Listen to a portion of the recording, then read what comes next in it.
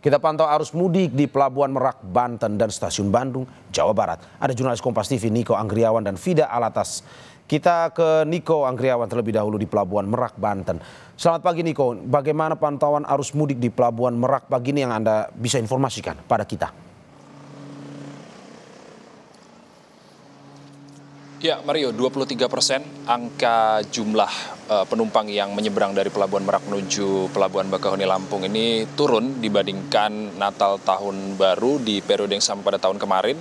Dan sebanyak kalau misalnya kita bisa lihat dari rilis ASDP ini merupakan 206.000 penumpang ini sudah menyeberang dari Pulau Jawa menuju Pulau Sumatera. Dan kalau misalnya bisa saya gambarkan situasi terkini di Pelabuhan Merak sendiri, di belakang saya ini ada antrian kendaraan yang nantinya ini akan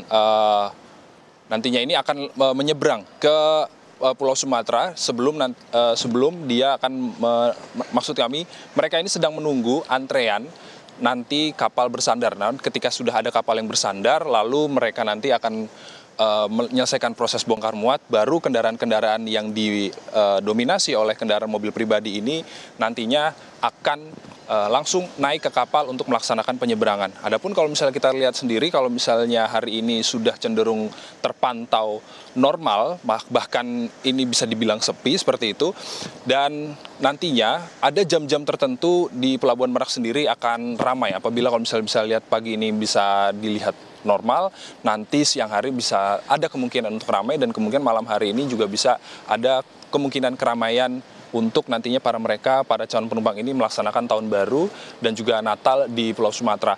Dan kemudian hingga saat ini, Mario dan juga saudara, berdasarkan data dari SDP sendiri sudah ada 46.000 kendaraan yang menyeberang dari Pulau Jawa menuju Pulau Sumatera hingga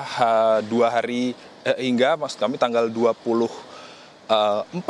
Desember 2024. Dan kemudian kalau misalnya bisa saya gambarkan cuaca di Pelabuhan Merak sendiri saat ini terpantau mendung. Tadi pagi sempat terjadi hujan dengan intensitas sedang, namun kalau misalnya kita melihat apabila nantinya ada potensi cuaca buruk, tentunya dari pihak SDP sendiri dan juga stakeholder terkait nantinya juga akan menyiapkan skema-skema yang nantinya bisa digunakan untuk melakukan penyelamatan atau misalnya melindungi dari penumpang dari hal-hal yang tidak diinginkan. Seperti misalnya kalau misalnya ada potensi cuaca buruk, nantinya akan dihentikan aktivitas pelayaran untuk nantinya menjamin keselamatan penumpang. Dan tentunya dari hal tersebut juga akan berimbas kepada lonjakan dan juga penumpukan kendaraan, dan nantinya apabila ada penumpang yang gagal berangkat pada hari ini akibat akibat cuaca buruk, ASDP sendiri nanti akan memberikan dispensasi selama 24 jam untuk nantinya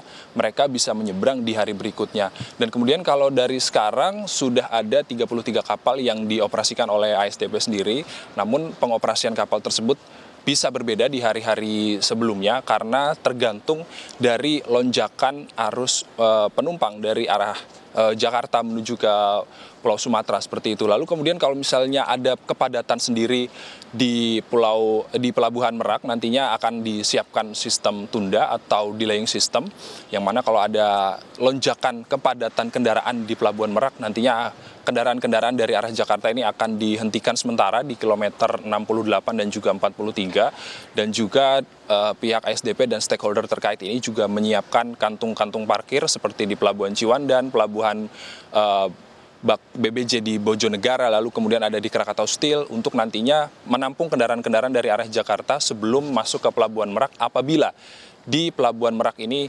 terjadi kepadatan. Dan kemudian ASDP sendiri juga telah mengimbau masyarakat untuk membeli tiket jauh-jauh hari sebelum nantinya bisa menghindari kepadatan-kepadatan di hari Natal dan Tahun Baru. Kemudian pembelian tiket sendiri nantinya bisa dibeli di aplikasi online yang sudah disediakan ASDP.